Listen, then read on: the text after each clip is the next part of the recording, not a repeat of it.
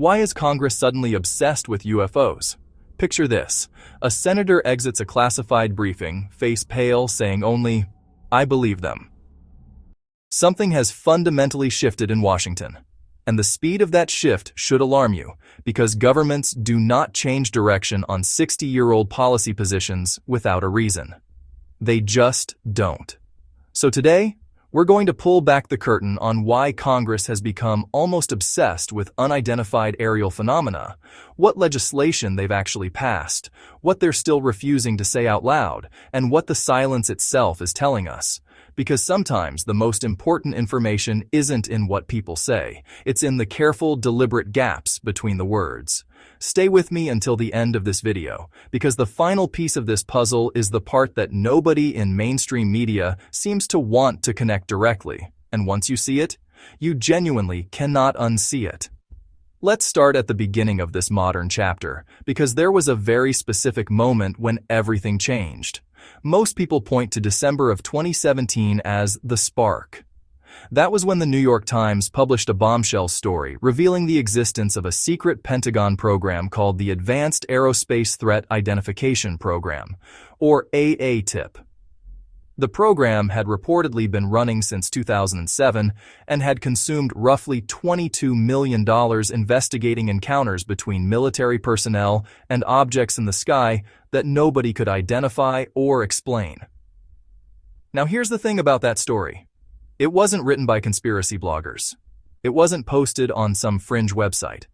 It ran in the New York Times, with named sources, with video evidence, and with the cooperation of a former Pentagon intelligence official named Luis Elizondo, who had actually run the program. 3 videos of Navy pilots encountering objects that moved in ways that defied known aerodynamic principles were released alongside the article. The Pentagon initially tried to distance itself from those videos, then ultimately confirmed their authenticity in 2020. That confirmation was a seismic event that most people simply did not register as the earthquake it actually was. Think about what the Pentagon confirming those videos actually means. It means the United States military officially acknowledged that objects of unknown origin were operating in restricted airspace near aircraft carriers. Not weather balloons, not swamp gas. Unknown objects, moving in ways we cannot explain with current physics, detected by advanced radar systems and visually confirmed by experienced naval aviators. And Congress noticed. But not in the way they typically notice things, with loud press conferences and chest-thumping speeches. They noticed quietly, methodically. And that quietness is significant.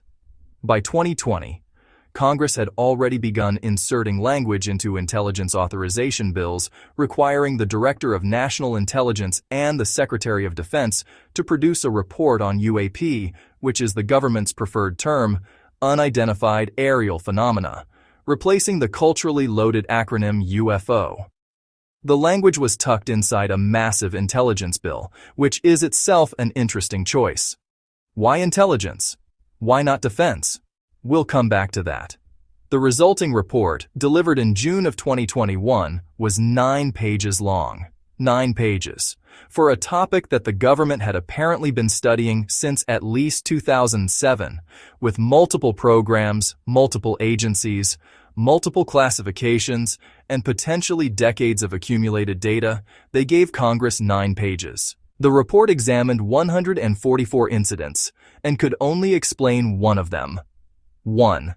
The other 143 remained unresolved.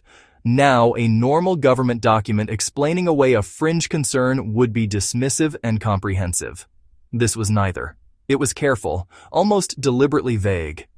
It acknowledged that UAP represented a genuine safety concern for pilots and a potential national security issue.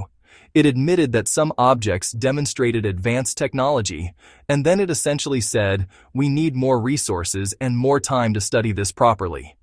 Congress did not accept that answer. What followed over the next 2 years was an escalation of congressional interest that has no real precedent in modern American political history on this particular subject.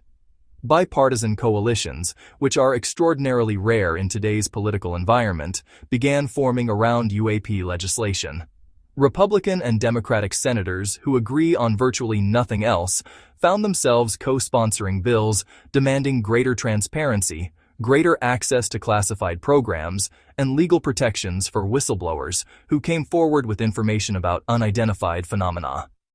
Let's talk about the Gillibrand Amendment for a moment, because it's one of the clearest indicators of how seriously Congress began taking this. Senator Kirsten Gillibrand of New York authored legislation that created the Airborne Object Identification and Management Synchronization Group, which operates under a dedicated office tasked specifically with tracking and analyzing UAP. More importantly, she pushed for an amendment that would establish a legal mechanism for government contractors and military personnel to report encounters or knowledge of secret programs without fear of legal retaliation. That protection exists for a reason. It implies there are people with information who are afraid to share it. Why would someone be afraid to talk about weather balloons? Then came David Grush. In June of 2023, a decorated intelligence official and former member of the UAP task force came forward as a whistleblower and made claims that were extraordinary even by the standards of this conversation. Grush alleged, under oath in front of Congress, that the United States government has been in possession of non-human craft and biological material for decades. He said this was being hidden not just from the public, but from elected officials and oversight committees. He named the effort to conceal this information as an illegal, unacknowledged special access program. Now let's be clear about the weight of that statement. This was not a former janitor at a military base going on a podcast.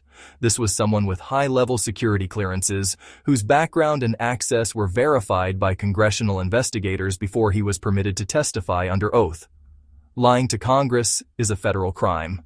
Grush testified anyway. The response from the government was not to say he was wrong. It was to say the information he was referencing was too classified to address in an open hearing. Think about that framing for just a moment. The official response to accusations of hiding non-human craft from Congress was not denial. It was a classification shield. And here's where it gets even more layered. Multiple other current and former military and intelligence officials have made corroborating statements through various channels.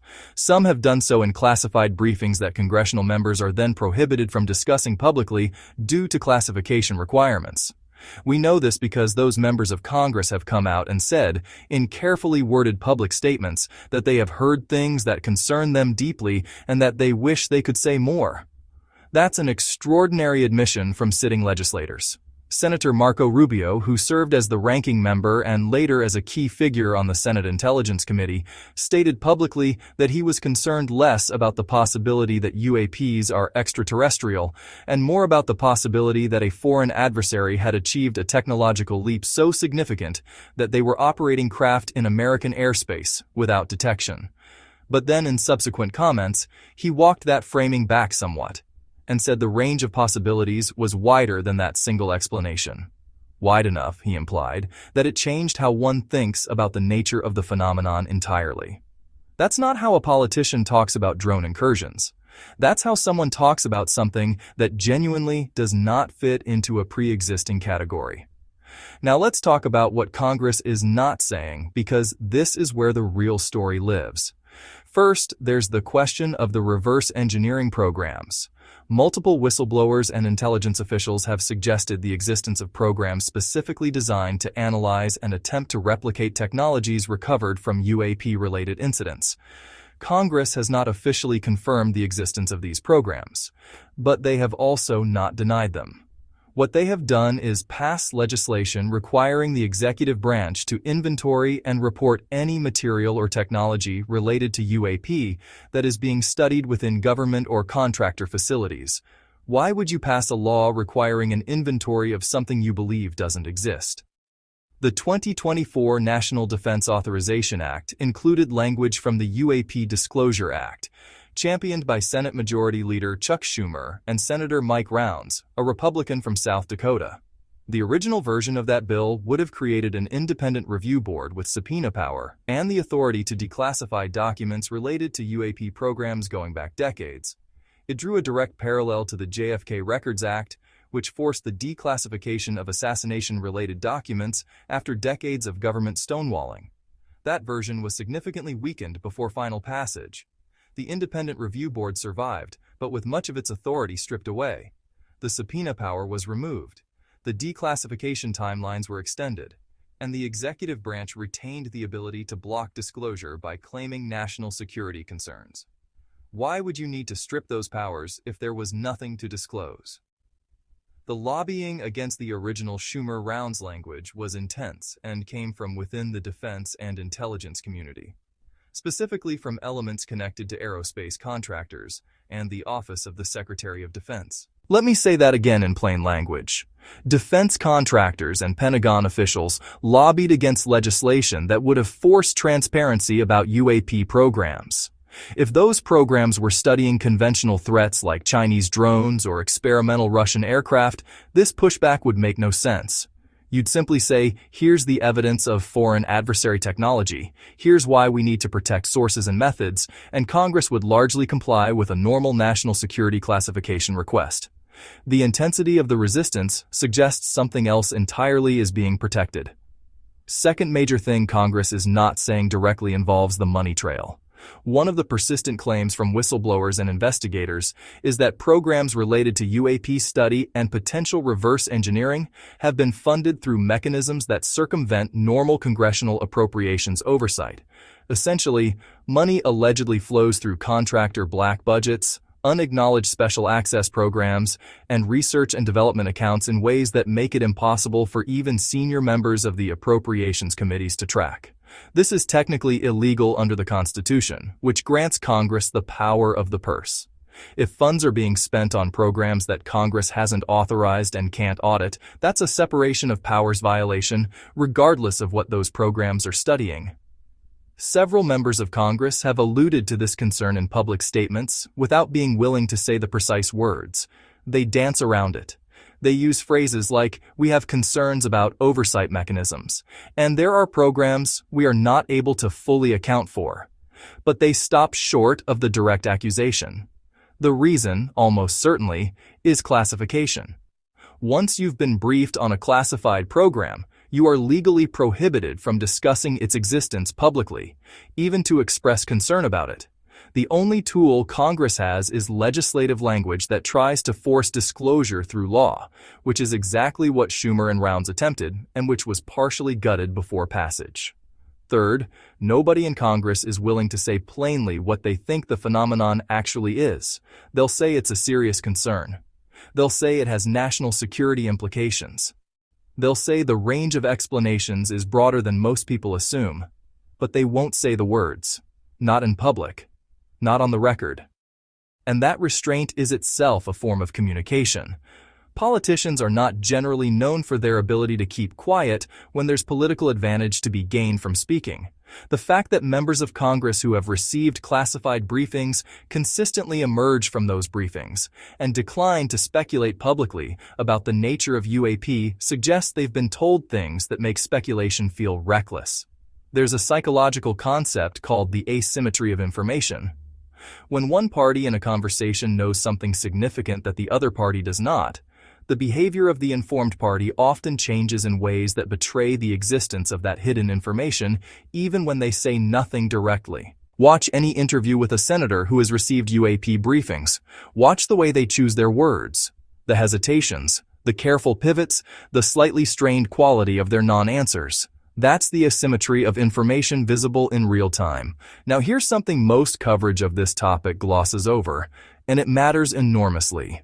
The intelligence community categorization of UAP encounters breaks down into 5 potential explanations: airborne clutter like birds and weather balloons, natural atmospheric phenomena, United States government or contractor programs, foreign adversary systems, and a 5th category that the document describes only as other.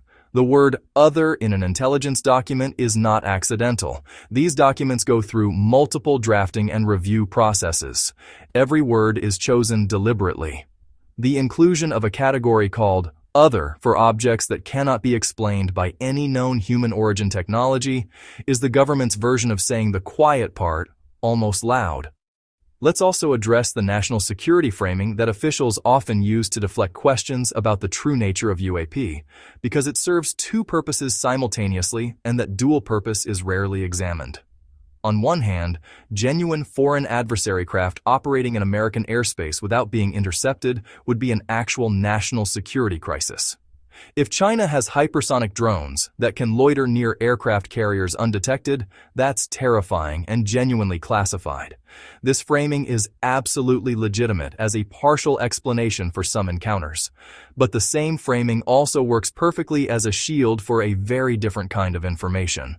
If the government wanted to avoid discussing something of a fundamentally different character, something that didn't fit neatly into the adversary technology framework, it could use the exact same language. National security, sources and methods, classified. The classification system, almost uniquely among government tools, cannot be examined from the outside. You cannot audit what you cannot see. You cannot challenge a classification that you don't know exists. This is why the legislative approach Schumer and Rounds took was so significant and why the resistance to it was so telling. They weren't asking for all classified information to be made public. They were asking for an independent body with security clearances to review the material and make determinations about what could safely be released. That's a fairly modest ask, and the ferocity of the opposition to even that limited oversight is a data point worth sitting with.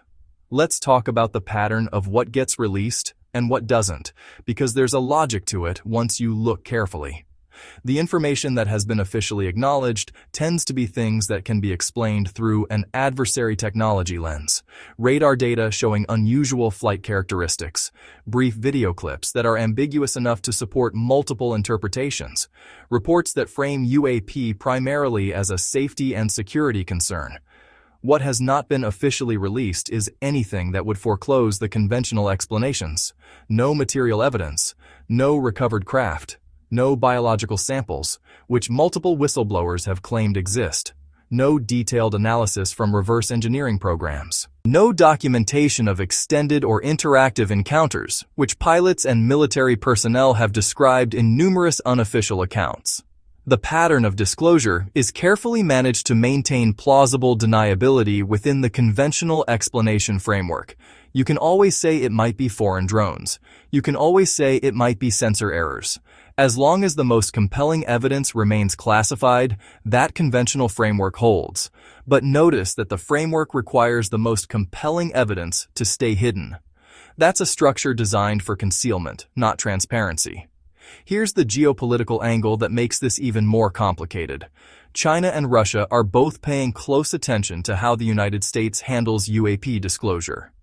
If the United States government acknowledges that objects of unknown and potentially non-human origin have been operating in its airspace and interacting with its military assets, the strategic implications are staggering.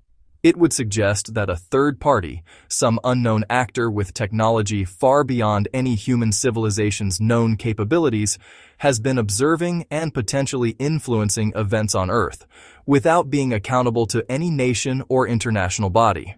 That's not a national security problem in the conventional sense. That's a civilizational situation, and governments do not handle civilizational situations well. They handle them slowly, carefully, and with enormous preference for maintaining existing power structures. Acknowledging the existence of non-human technology would immediately raise questions about what other knowledge governments have been concealing, about whether treaties and laws and territorial claims mean anything in the face of an intelligence that operates outside all of those frameworks. It would destabilize everything from financial markets to religious institutions to the basic psychological contract between citizens and their governments. This is why, to many observers, the pace of disclosure looks less like a gradual revelation of truth and more like a carefully managed pressure valve. Release just enough to normalize the conversation. Protect just enough to prevent total destabilization. Keep the public in a state of informed uncertainty rather than either ignorance or full knowledge. Congress, in this reading, is not driving this process.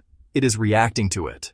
The pressure from whistleblowers, from investigative journalists, from pilots speaking publicly about their encounters, from researchers filing Freedom of Information requests, has forced the legislative branch to engage. But engagement and control are different things. The classified briefings that members receive may be designed as much to co-opt congressional interest as to genuinely inform it. Brief them on enough to satisfy their concern. Keep them inside the classification system so they can't speak freely. Let them absorb the weight of the information and then watch them choose their words very carefully in public forever after. There's a former intelligence official who described receiving a UAP briefing as similar to the experience of learning something that permanently changes how you understand the world and which you can never fully share with anyone who hasn't received the same information. Multiple legislators have used variations of this framing when pressed about what they know. That's not how people talk about drone incursions or atmospheric anomalies. That's how people talk about knowledge that is genuinely world-altering. Now let's talk about what the current trajectory looks like, because this story is not over. It's in a particularly dynamic and uncertain phase right now. The All-Domain Anomaly Resolution Office, known as AARO, was established to serve as the central hub for UAP reporting and analysis. Its mandate is broad. It's supposed to cover objects detected across air, sea, space, and even underground or transmedium objects, meaning things that move between different domains, like air to water, which multiple credible witnesses have reported observing. AARO has released some reports, held some public briefings, and created a mechanism for personnel to submit UAP-related reports. But AARO has also become a source of controversy. Its historical review report, which examined past government UAP programs, was criticized heavily by multiple whistleblowers and congressional investigators for being incomplete, for failing to contact the most significant witnesses, and for reaching conclusions that seemed predetermined rather than rigorously derived from the evidence. The office has changed leadership multiple times in a relatively short period, and several researchers and officials who initially cooperated with AARO's work have publicly withdrawn that cooperation, citing concerns about the office's actual commitment to transparency versus its function as a management tool for the narrative. This is the state of play right now. A government office nominally dedicated to UAP transparency that multiple serious investigators believe is actively managing the story rather than genuinely investigating it. A Congress that has passed historic legislation on this topic but watched its most powerful provisions get stripped away before passage. A community of whistleblowers making extraordinary claims under oath that the government neither confirms nor denies, but simply classifies around, and a growing population of citizens, veterans, pilots, and researchers who have personal or professional knowledge of things that don't fit into any officially acceptable category. The gap between what is being officially acknowledged and what appears to be actually known is not closing. If anything, by some measures, it is widening. More whistleblowers are coming forward, not fewer. More congressional members are expressing concern, not less. More documents are being requested through FOIA, and more of those requests are being denied on classification grounds. And here's the final piece that I mentioned at the start of this video, the one that connects everything. In the history of government secrecy, there are essentially two reasons things stay classified for decades. The first reason is that revealing them would genuinely endanger national security, expose sources and methods, or give adversaries a tactical advantage. These secrets do eventually get released, usually when the strategic situation changes enough that the original reason for classification no longer applies. We've seen this with Cold War programs, with intelligence operations, with weapons development histories. They come out eventually because the underlying logic for keeping them secret changes over time. The second reason things stay classified for decades is that releasing them would be too destabilizing. Not dangerous in a military sense, but socially, politically, philosophically destabilizing. These secrets have a different character. They don't come out gradually as strategic situations evolve. They resist disclosure at every stage because the disclosure itself, not the strategic situation, is the threat. The UAP situation has characteristics of both categories, but the resistance pattern looks more like the second. the intensity of opposition to independent oversight, the careful management of the narrative, the co-option of congressional interest through classification, the consistent refusal to address the most concrete whistleblower claims directly. These are not behaviors associated with protecting ordinary military secrets.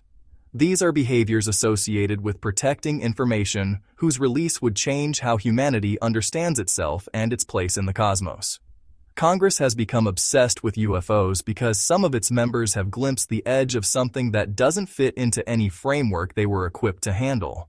They're passing legislation, not because they know the answer, but because they're trying to force the answer into the open. They're being resisted not because the answer is simple or manageable, but because whoever controls that answer has spent decades calculating the cost of releasing it and has consistently concluded that the cost is too high. What they're not saying, what they cannot say within the constraints of classification and political calculation, is the thing that makes all the careful language and bipartisan coalitions and historic legislation make sense. They're not saying that what's in those files might require us to completely reimagine what it means to be the dominant intelligence on this planet. They're not saying that the objects some of their colleagues have been briefed about may not have any flag to identify them by. Not Chinese, not Russian, not American. They're not saying that some of the evidence allegedly in government custody might answer questions that human beings have been asking since before recorded history. They can't say it. So instead, they pass laws. They fund oversight offices. They protect whistleblowers. They insert careful language into 1,000-page defense bills. They emerge from classified briefings looking slightly different than they did when they went in. And then they say things like, "I believe this is a matter of the utmost seriousness, and I think the American people deserve answers, and we are committed to transparency within the bounds of national security." And in those carefully bounded statements, in the precision of every qualification, in the weight that sits just below the surface of every non-answer, the story is already being told. You just have to know how to listen for what isn't being said. If you found this useful, hit subscribe if you'd like to see more content like this. And drop in the comments what you think is actually in those files. See you next time.